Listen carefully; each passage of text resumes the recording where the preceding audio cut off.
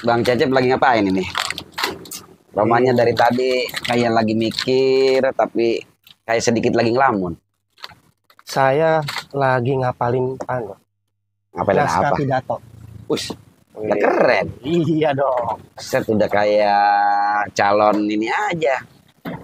Calon bupati masa depan. Ya tuh, udah lihat kita pakai jas, kita keren. Tampangnya sih emang udah ada. Iya. Kalau tampang, kalau kita mau jualan tampang ada, Bang Cecep. Jadi besok kan itu kita tahun politik, tahun Benar. pemilihan umum. Hmm, Iya kan? Siapa Iya, tahu kita udah keren begini. Kita nggak tahu nasib kita ya. Ada yang ngajak jadi caleg kan resep gitu. Nah, kira-kira Bang Cecep nih punya temen nggak? Punya temen yang sekiranya percaya Bang Cecep untuk jadi pendamping Nah, misalkan. itu agak susah. Agak susah emang Kan jadinya kita. terkadang kita itu hidup tergantung dari bagaimana cara kita dengan siapa bergaul. Iya. Gitu Bang Cecep. Ya, kita kan percaya diri nggak apa-apa lah. Oh, iya, Kan? penting. Percaya diri. Siapa tahu ada orang lewat, Iya. ya kan ngeliat bisa pakai jas keren man itu. Iya iya Ya iya. kan? Orang Ciledug pakai jas keren man ya. Kita ajak nyalek dah, siapa Iya, tahu benar. gitu. Lah, emang kadang-kadang kita kayak dulu-dulu gitu jualan tampang bagus. Iya. Jualan tampang dulu gitu. Nah, yang penting pamung Nah, keren. itu kopi hidup amat ini belum pesan kayak. Ini pesan kayak dari kemarin. Lah pesan dari kemarin baru dibawa sekarang kopi. Jadi gitu apa bang? Saya digalakin mulu tukang dagang. Nah, habis itu mah kagak hidup sih Kang jadi Kang dagang teh. Air tadi ngambil air dulu bang, jauh. Jangan. Kita nyidukin danau tuh bang. Tuh. Bang Warnanya. Agung, ini tadi saya ngobrol-ngobrol di Bang Cecep. Barusan katanya dia habis ngapalin naskah pidato. Gitu. Siapa dia? Iya, terus saya tanya-tanya, katanya dia lagi latihan, kali aja katanya ada orang yang percaya sama dia untuk mendorong dia jadi calon pemimpin. Oh, Saya juga nggak tahu nih kira-kira pantasnya jadi pemimpin apa dia ini kan gitu. Atau misalkan kali Bang Agung ada bosan jadi tukang warung gitu. alhamdulillah saya mau tekunin ini mah. Oh gitu. Nah, bagian kecil ge. Iya iya benar. Saya Ya, dukung kita Bang kalau Cecep dah kalau jadi- emang mau. Bupati ya jadi calegnya, kalau nggak jadi calegnya jadi RT ya nggak apa-apa dah. Benar. Ya Yang memang. penting sama-sama. Kalau jadi RT kagak ya udah kita jadi pemimpin di rumah aja dah. Nah benar. Emang pada prinsipnya gini sih Bang Agung ya, Bang Cep. Ya. Pada prinsipnya setiap manusia itu memang sudah Allah pilih untuk menjadi seorang pemimpin. Setiap manusia. Sesuai di dalam keterangan hadis, kullukum ra'in wa kullukum mas'ulin an ra'iyatihi. Jadi setiap kamu itu di antara kalian itu atau sekalian itu semua gitu kan Jatinya seorang pemimpin. adalah pemimpin. Jadi kita itu memang sudah ditakdirkan dan sudah diberikan kapasitas oleh Allah untuk menjadi seorang pemimpin. Tinggal kita jalani hidup ini sesuai dengan alurnya. Nanti jatuhnya kita ada di pemimpin apa? Gitu kan. Ada yang dipercaya menjadi pemimpin negara, pemimpin wilayah, pemimpin daerah, pemimpin lingkungan. Dan setidak-tidaknya kita menjadi pemimpin rumah tangga. Nggak jadi pemimpin rumah tangga, ya pemimpin untuk diri kita sendiri. Karena diri kita sendiri juga harus dipimpin ini. Iya, iya benar. Gitu maksudnya. Dan semua itu an ra'iyatihi. Kedepannya tetap akan Allah minta pertanggungjawabannya. Jadi semua akan diminta pertanggungjawabannya gitu Bang Cecep. Tapi saya maaf aja saya mah cukup yakin Iya. pilih untuk menjadi calon legislatif karena saya pernah berpengalaman jadi ketua panitia maulid. Jauh banget bang. Kira-kira hubungannya ada nggak tuh antara nantinya Alek sama kompetensi di bidang kepanitiaan maulid? Nah itu sama-sama kita jadi pemimpin. iya. Kita pernah mengkoordinasi orang dalam jumlah yang tidak sedikit. Ya, ada hubungannya dengan grassroots ya. Lah, Ada hubungannya dengan ajakan. lah saya jadi ketua panitia maulid juga dipilih Benar. oleh masyarakat. Dan selesai kegiatan dipinta pertanggungjawabannya. Ya. Lah, betul. Untung apa kagak gitu. Dari modal apa enggak? Enggak baik kita bilang ya. Iya. Jadi biar untungnya enggak baik gitu ya. Tapi Untung. kalau ditanya berkah enggak Bang Cecep, pasti jawabannya Insya Allah. berkah gitu. Padahal mah berkah itu di dalamnya untung ya. Ada cuan di balik berkah gitu. Aduh ya Allah. Itu. Insya Allah. Jadi emang tapi lagi-lagi Bang Cecep ya, lagi-lagi kita sebagai masyarakat pada umumnya sekarang banyak orang yang berkompetisi untuk sama-sama ingin menjadi pemimpin. Ya, Apalagi kita ke depan akan menghadapi tahun politik. betul. Tahun di mana berebut orang menjadi pemimpin di berbagai macam lapisan. Gitu kan.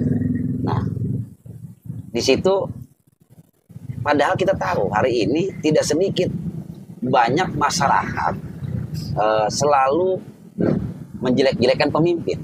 Di tengah derasnya masyarakat mengkritik pemimpin, tetapi begitu deras juga keinginan masyarakat untuk menjadi pemimpin. Oh. Nah ini kira-kira apa sih yang mengakibatkan dalam arti rangsangan seperti itu? Fenomena. Fenomena ya, Kalau menurut saya itu karena ketidakpuasan. ketidakpuasan Jadi aja ya. ketidakpuasan individu masyarakat terhadap figur pemimpin tertentu. Gitu kan. Sehingga ya lu kagak beguk banget jadi Iya, RT, kagak beguk banget jadi kepala desa lu. benar. Lu kayak gua yang nyalonin aja deh. Tapi kalau jadi kepala desa misalkan, nggak sedikit kepala desa istilah kasarnya dikritisi abis-abisan sama masyarakatnya. Giliran musim pemilihan kepala desa, banyak lagi orang yang pengen jadi kepala desa. Walaupun memang kasarnya dibilang enak nggak enak gitu. Ataukah memang itu karena dalam artian hasrat kepemimpinan orang itu memang sudah Allah dorong, pahit manis pun menjadi seorang kepala desa atau seorang presiden atau seorang bupati gitu kan, resikonya memang besar, tetap itu adalah merupakan satu ladang untuk menuai pahala, ataukah memang ambisi politik gitu kan akhirnya melupakan segalanya, melupakan konsekuensi itu, atau kira-kira kebanyakan seperti apa nih? Kalau di kampung-kampung itu mungkin yang lebih mendorong ini hasil analisa yang saya baca dari bukunya Haji Sueb. Iya. Haji Soeb itu orang mana? Orang Bojong Koneng. Berarti Haji Soeb ya. Kenapa Kang Urut? Kang Urut kali. Itu yang mendorong itu adalah faktor kebanggaan. Oh iya. Jadi kebanggaan Rasa dia bangga. jadi kepala desa, dia bangga. Bangga ya. Mangsa jadi kepala desa dia bangga. Peduli ada yang mengkritik bagaimana gitu ya. Itu namanya tercatat. Bisa 7 turunan itu. Dan fotonya dipajang di aula kantor desa. Iya. Nah, itu suatu kebanggaan. Iya. Jadi kebanggaan mampu mengalahkan resiko yang sedemikian besar. Iya, betul. Berarti abang cita-citanya punya jengkol di sini ya? Ya, ada jengkolnya di mari ya. Jengkol ya. Ya aduh. Jengkol sama kita balak, ada balak. Kita enam. pengen banget itu punya Balak 6 mau, balak 6. Iya. Nah, emang orang-orang Iya. pengen punya balak, kita pengen. Iya. Makanya saya ini sangat berambisi sekali menjadi anggota legislatif Betul. untuk pemilu 2024. Gitu. Nah, berarti sekarang begini, saya sebagai teman nih, teman Iya, Bang iya. Cecep, teman Bang Agung. Ya setidaknya kalau sebagai teman, apapun keinginan dan cita-cita teman itu harus kita dorong. Benar nggak? Iya. Harus kita dorong, tetapi teman juga harus memberikan wasiat juga ke teman. Kalau sama Ustadz saya didorong, saya percaya. Kalau sama Agung, Belum keluar. Nah, iya, makanya kita sebagai teman nih ada istilah watawasau bil haqi watawasau bis sabri. Jadi kita saling memberikan nasihat, saling memberikan wasiat. Ketika pun kita punya hasrat menjadi seorang pemimpin, kita luruskan niatnya. Benar nggak Pak Cecep? Nah, insya Allah kalau niat yang lurus, gitu kan, niat yang baik, maka akan Allah kasih sesuatu yang terbaik. Kita nggak tahu, walaupun latar belakang kita orang susah misalkan, pengangguran misalkan, gitu kan, terus udah gitu temennya sedikit misalkan, gitu kan. Ya kalau misalkan dilihat dari saya semua. kalau dilihat dari syariatnya kan, udah teman sedikit siapa yang milih, udah pengangguran siapa yang mau milih, gitu. Tetapi kan kita nggak tahu takdir itu. Minimal kita ada keinginan yang kuat, cita-cita yang tinggi, dan niat yang lurus. Itu aja dulu ya. Nah, maksudnya gini, kita sebagai teman memberikan satu gambaran. Kalau kita mau cita-cita jadi pemimpin, kita harus tahu dulu, gitu kan, bagaimana resiko seorang pemimpin. Yang kedua, bagaimana niat seorang pemimpin. Niat yang pertama, Tadi ini saya potong. Iya. Pemimpin itu Ustadz, itu pemimpin itu enak Ustadz. enak. Dia tinggal nyuruh-nyuruh doang. Iya. Pemimpin ada di sini nih. Ada ditelunjuk ya. Tuh. Di ujung jari ya. Tinggal nyuruh-nyuruh doang. Tadi mah duduk deh di kantor, di ruangan ber-AC, depan laptop. Enak bener ya. Iya, jadi kan? pemimpin. Nah, emang Enggak, gimana? jangan- Emang gimana lagi jadi pemimpin? Jangan sampai saya ganti jadi pemimpin nih, saya jangan jadi ustadz gitu misalkan. Jangan di ini, Gimana sih? jangan digoda-godain saya ini. Jadi tergiur juga ya. Jadi kebita juga. Tapi kan sedikit ustadz yang tergiur jadi Pemimpin. pemimpin, nggak sedikit. Itu, tapi ya akhirnya apa? Tergelincir karena bukan kapasitasnya. Bukan kapasitas. Jadi pemimpin juga harus memiliki potensi diri dia sebagai pemimpin. Makanya ada istilah jangan lah mau dipimpin oleh orang yang tidak mengerti tentang kepemimpinannya itu sendiri. Maksudnya kan setidaknya kalau bicara tentang pemerintahan ya tidak semua ustadz mengerti tahu semua hal. Ustadz juga banyak yang tidak mengerti tentang pemerintahan, tetapi dia mengerti tentang bagaimana baiknya seorang pemerintah. Berarti saya salah ini, kata saya cuma tinggal nunjuk-nunjuk doang, salah berarti? Ya benar sih, itu kan kapasitasnya, benar memang seperti itu, tapi sesuai dengan ilmunya. Itu kalau cuma nunjuk doang mah ntar salah yang ditunjuk gimana? Iya. Ngerti nunjuknya ke arah mana gitu kan, nunjuk ke depan, ke pinggir, ke kiri, ke kanan, atau ke atas. Jangan sampai seharusnya nunjuk ke atas, kita malah nunjuk ke depan. Nah itu kan salah satu pemimpin yang tidak tahu arah. Nah itu banyak pemimpin yang tidak tahu arah kepemimpinannya sendiri gitu. Sistemnya begini, dia membuat sistem di dalam sistem. Akhirnya kenapa ada satu organisasi atau satu wilayah, satu negara, kenapa seringkali terjadi adanya carut marut? Bukannya sistem yang salah terkadang, sistem yang ada yang sudah benar, tetapi dia membangun sistem di dalam sistem. Nah itu maksudnya, sistem yang dia bangun sendiri ada salah keluar daripada sistem yang sudah terbangun. Kalau ngikutin sistem yang sesungguhnya nggak ada pemimpin yang salah. Nggak ada. Pemimpin yang salah itu mencoba ingin keluar dari sistem. Keluar, jadi tetap on the track ya. On the track. Nah, kita harus on the track. Nah itu jadi makanya, nah kita lihat nih. Kita kan begini. Ketika kita bicara dalam hal apapun, setidaknya kita harus melihat salah satu contoh. Gitu kan, kita mau jadi seorang pemimpin harus nyontoh juga dong. Mana pemimpin yang berhasil, bener nggak? Ya, kita harus tahu teladan. Harus tahu teladan, gitu kan. Mungkin contoh pemimpin nomor satu misalkan Rasulullah misalkan. Kita sebagai orang Islam harus memiliki rujukan kepada pemimpin-pemimpin yang soleh otomatis. Oke lah, misalkan Rasulullah seorang figur sentral yang memang kita sulit untuk menyamai, bener nggak? Walaupun memang kita berusaha untuk menyamai, namun mungkin terlalu jauh, gitu kan. Juga Rasulullah kan membentuk kader-kader pemimpin dia juga kan. Seperti dia membentuk sahabat, kepribadian sahabat yang memang sudah dia didik menjadi seorang kader-kader yang hebat, gitu kan. Nah, setidaknya kita melihat hari ini sahabat-sahabat yang hasil daripada didikan Rasulullah. Di sini ada, harus menjadi contoh. Mungkin cocok di situasi sekarang ini. Kita ambil contoh salah satu sahabat Rasul yang bernama Sa'ad bin Abi Waqqas. Sa'ad bin Abi Waqqas. Sa'ad bin Abi Waqqas ini adalah dia seorang pemuda yang sejak umur 17 tahun sudah masuk Islam. Itu kan berarti secara umur dia tidak seimbang dengan Rasulullah. Dia masih seorang pemuda, Rasulullah adalah sudah mencapai umur 40 tahun waktu itu. Nah, setelah itu, gitu kan, dia itu memiliki satu karakter yang kuat ketika memegang sebuah ideologi, sebuah keyakinan. Gitu. Keluarganya yang belum masuk Islam, bahkan ibunya yang sangat disayangi sendiri, gitu kan.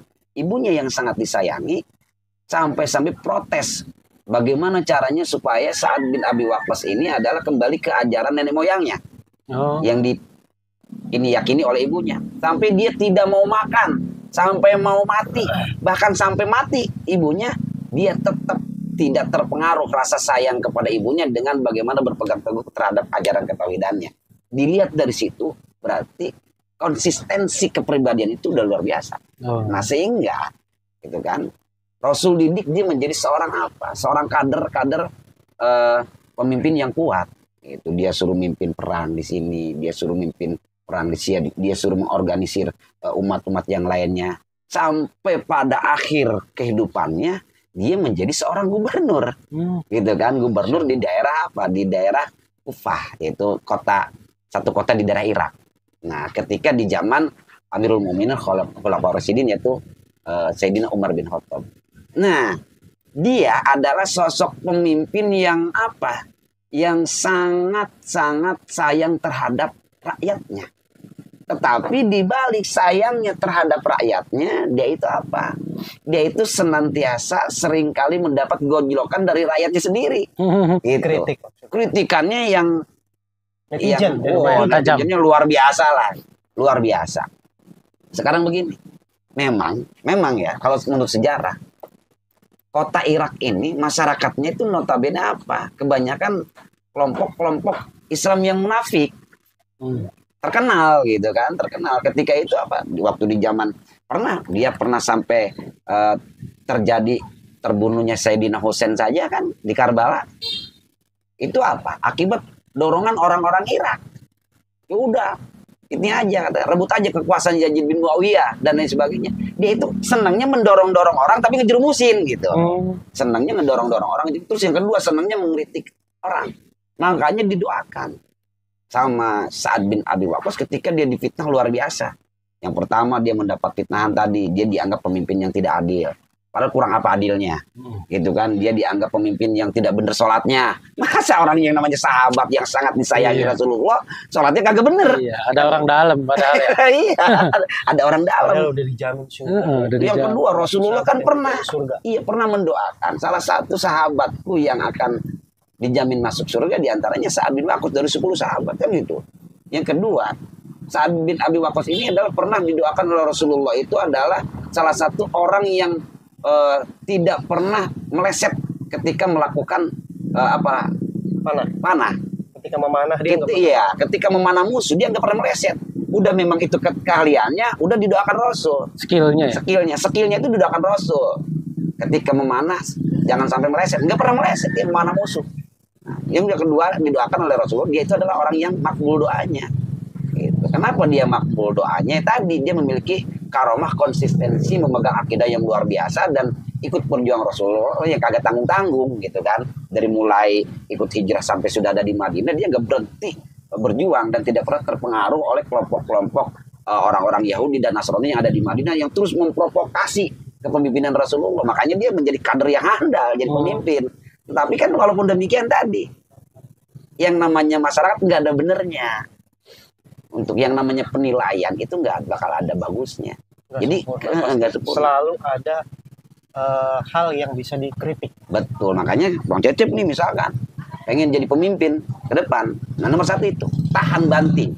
Yang penting kita berada pada trek yang lurus. Yes. Gitu kan. Ketika kita berada pada trek yang lurus, kita jangan tergoyahkan oleh apa?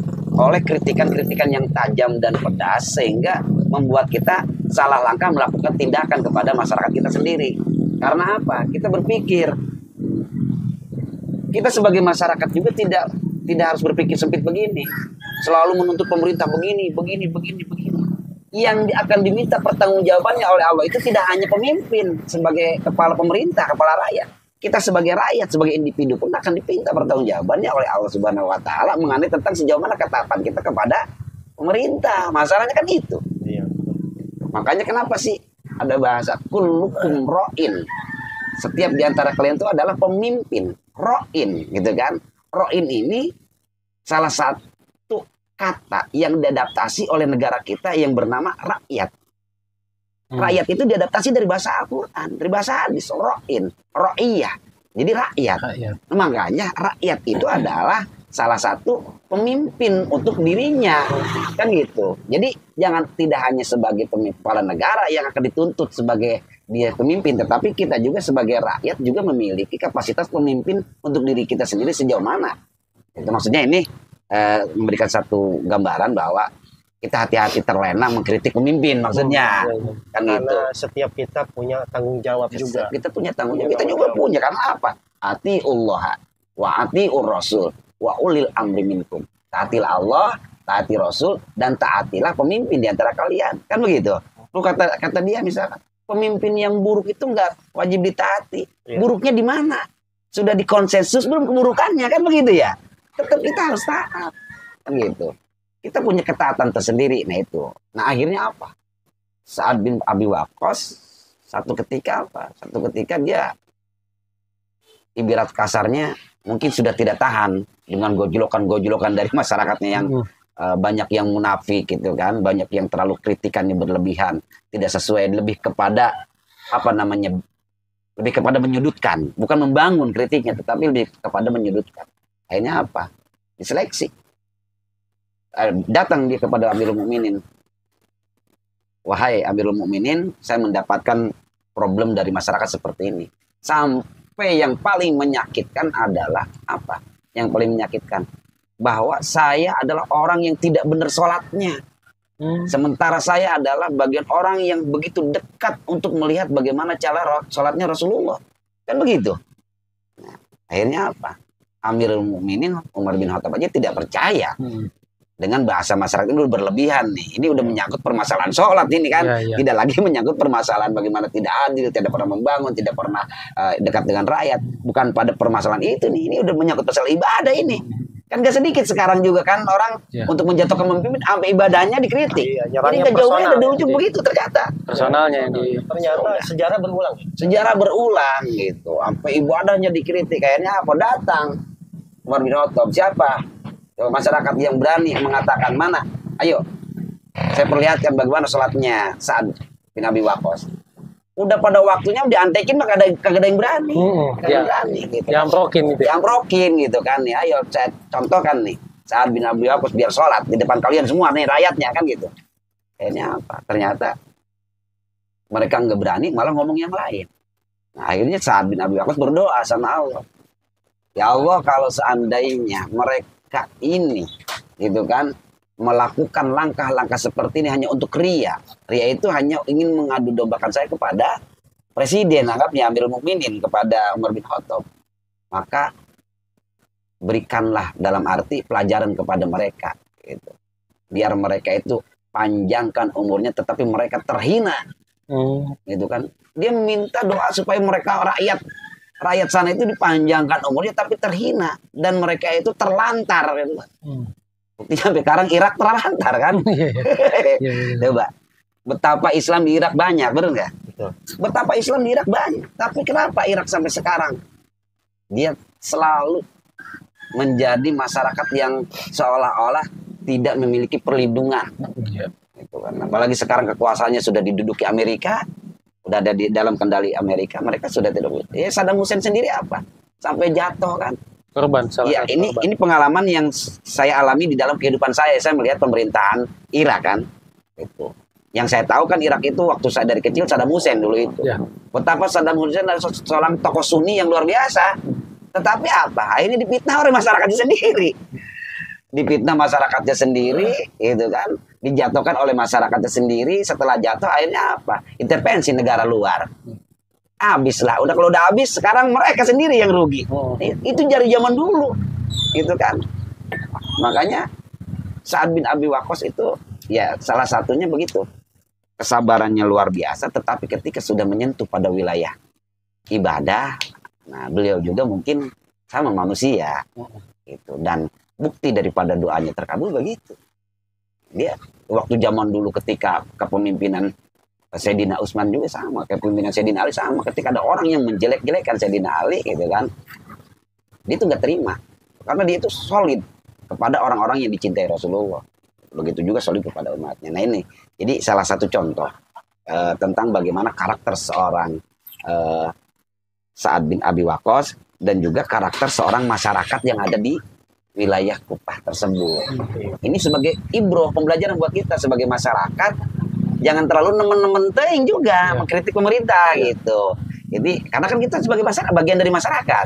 Pendidikan buat Bang Agung juga. Sekarang kan gini Bang Agung, yang ngomongin politik, yang ngomongin pemerintah, ngomongin pemimpin, itu nggak cuma orang-orang intelektual. Tukang warung kayak Bang Agung aja doyan banget kalau udah ngomongin politik, bener nggak? Kadang-kadang lupa. Udah pinter banget sekarang pengangguran yang ngomongin politik jago. Iya. Itu maksudnya. Betul. Kita jangan sampai terlena. Sampai orang lagi bisnis toke aja ngomongin politik. Lah iya bisa. Menang. Kalah. Lah, itu. Menang. Kalah gitu ya. Saya setelah mendengar penjelasan dari Bang Ustadz, ini saya berpikir-pikir lagi. Berpikir lagi juga harus berpikir optimis dan pesimis. Iya. Karena apa? Tetap keinginan cita-cita terbaik itu adalah ketika kita cita-cita ingin mengabdikan kepada masyarakat. Itu Bang Gecep. Sekarang begini, kalau kita terus yang kedua, jangan terlalu ingin dipandang baik oleh masyarakat kalau jadi pemimpin. Gitu. Karena apa? Manusia itu man kanat mahasinu masawiyah pakai pala takun masawiyah. Manusia itu ketika baik aja salah, apalagi ketika kita salah. Gitu. Itulah manusia. Jadi kita itu jangan terlalu dipandang oleh orang itu pengen, ya ada istilah bahasa sekarang pencitraan. Benar nggak? Itu pengen dipandang baik, pengen diapresiasi baik terus sama masyarakat dan sebagainya. Kalau kita ngejar yang seperti itu terus, ngejar pencitraan, maka lelah kita menjadi seorang pemimpin. Lelah. Karena apa? Nggak bakal ketemu baiknya biar pencitraan baik-baik ya. Gitu maksudnya. Karena tadi itu memang sudah kodratnya. Man kanat mahasinu masawiyah, pakai pelatakun masawiyah. Jadi kita mah ketika baik aja tetap salah. Makanya apa? Hal yang demikian akan menjadi sebuah suplemen bagi kita, energi bagi kita untuk tetap menjadi seorang pemimpin adalah ya tadi, kita memasrahkan diri kepada Allah untuk mengabdi kepada masyarakat. Gitu aja.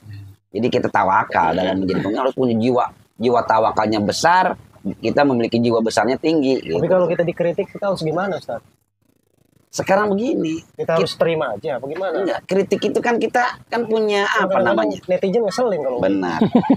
Kita itu kan orang pinter. Ya, kita di sini kelihatannya aja muka-muka bodoh gitu. dan iya, Padahal iya. Padahal nggak salah.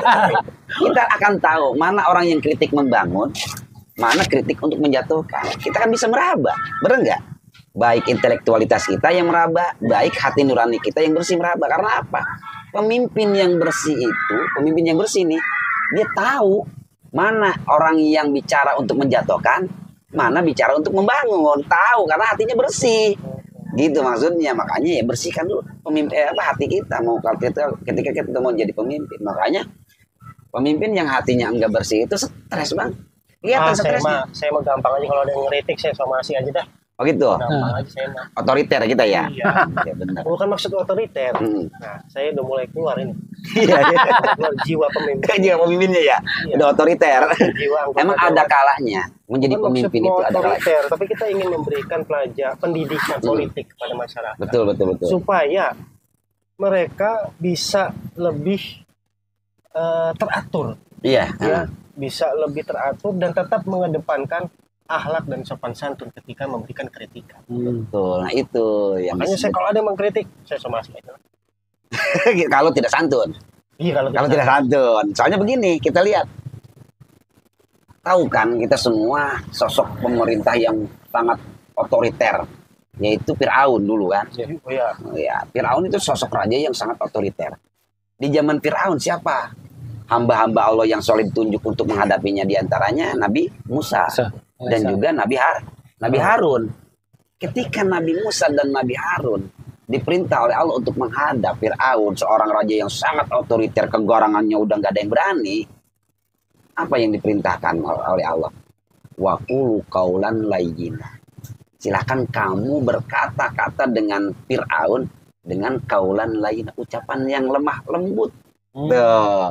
Karena apa? Karena kalian di sini adalah untuk berdakwah, merubah pola pikir Firaun, paradigma Firaun, dan juga akidah Firaun. Tujuannya adalah karena apa? Hidayah itu nanti aku yang menentukan, kata Allah gitu. Karena apa? Manusia itu tidak akan bisa memiliki kapasitas memberikan hidayah kepada orang lain, gitu kan? Innaka la tahdi man ahbabta. Sekalipun orang yang kamu cintai, kamu ajak. Tetapi kalau kata Allah tidak memberikan hidayah, tidak. Sekalipun orang yang kita cintai. Begitu juga orang yang kamu musuhi, gitu kan? Makanya kita kesal sama Firaun, misalkan Musa kesal sama Firaun, misalkan. Tapi bukan berarti datang ke situ petang-petang betenteng ngajakin berantem. Bukan. Nah gitu. Makanya saya benci ketika misalkan ada orang misalkan datang mau mengkritik kita. Dia mau bicara keras misalkan. Nanti tinggal kita jawab. Firaun yang orang yang paling berdosa saja, gitu kan, Nabi Musa yang paling soleh aja, Allah ajarkan untuk berbicara baik dan lemah lembut. Lah, saya yang bukan Firaun misalkan, yang bukan dosanya tidak sekelas Firaun dan kamu kesolehannya tidak sekelas Musa, mau berani melakukan metodologi keras kepada saya. Nah, ini kan udah merubah sunnatullah dalam melakukan perjalanan dakwah. Gitu maksudnya. Jadi kalau ada orang merasa soleh, betang-tang-teng-teng, ngomel, nemen, bahasanya kasar, misalkan, lalu sesoleh mana? Kesolehan lu udah melebihi kesolehan Nabi Musa enggak? Musa yang soleh aja, kasarnya sama Allah tidak boleh berkata kasar. Terus gua yang bukan sekelas Firaun gitu kan, gitu. Kenapa lu mau kasarin? Sekelas Firaun aja nggak boleh kasar, maksudnya begitu. Itu kan dakwah-dakwah yang mesti kita tauladani. Begitu juga seorang pemimpin. Gitu, artinya kita harus dalam mengkritik itu harus tetap mengedepankan kesopanan. Mengedepankan kesopanan. Ya tadi seperti Sa'ad bin Abi Waqqas. Kenapa dia sampai berdoa seperti itu? Karena dia udah meraba ini masyarakat mau menjatuhkan. Gitu kan? Makanya dia berbahasa kepada Allah dalam arti ketika pun masyarakat ini bertujuannya adalah untuk ria. Kan begitu bahasanya. Ria itu hanya ingin apa? Mengadu dombakan saya dengan Amirul Mukminin. Kan begitu. Dia berdoa. tetapi dia bukan berarti memiliki jiwa yang kasar untuk menjatuhkan masyarakatnya. Dia hanya ingin memperlihatkan, gitu kan, kebesaran Allah. Kalau masyarakat yang munafik seperti ini memang harus diberi pelajaran, gitu maksudnya. Gitu maksudnya. Nah, kita juga khawatir banyak misalkan masyarakat yang terlalu berlebihan, keras mengkritik, gitu kan. Takutnya seperti nasib orang-orang Kupah nih, kan begitu. Yang dari dulu sampai sekarang, gitu kan, dia punya satu karakter yang demikian, karakter yang senangnya menjatuhkan pemimpin. Gitu. Jadi lebih ke julid ya, Ustaz ya? Julid, kalau kata bahasa kita julid, itu maksudnya. Ustadz, ini saya udah dihubungin ini sama tim saya. Saya geser dulu ya. Berarti diam-diam dia bukan cuma baru cita-cita, ini kayaknya udah melakukan penggalangan. Iya kayaknya. Udah WhatsApp saya nih. Ngopi di mari. Belum dibayar kali. Jangan-jangan bukan di sini doang nih lubangnya nih. Iya. Warung saya udah. Itu Bon dia sampai Brerot. Baik kalau begitu berarti ya mudah-mudahan obrolan kita ini Iyalah. menjadi satu acuan. Betul. Karena apa, cita-cita seorang pemimpin itu ya tadi, ketika pun misalkan Mang Cecep ditakdirkan menjadi pemimpin masyarakat, yaitu mudah-mudahan bisa menjadi seperti bagaimana Jangan lama-lama ini closing ya. Saya cuma punya waktu 3 menit. Oh, gitu. Punya karakter seperti para sahabat-sahabat yang soleh. Ketika pun tidak jadi ya kita memang hari ini dididik untuk menjadi seorang pemimpin untuk diri kita sendiri. Iya. Gitu aja. Terlebih di rumah tangga ya, Ustaz ya. Nah, terlebih-lebih di rumah tangga kita punya tanggung jawab anak dan istri. Ntar jangan lupa kalau udah jadi sering-sering ngopi di sini. Saya mau lupa. Nah, orang lain boleh lupa, saya nggak boleh lupa. Saya lupa aja.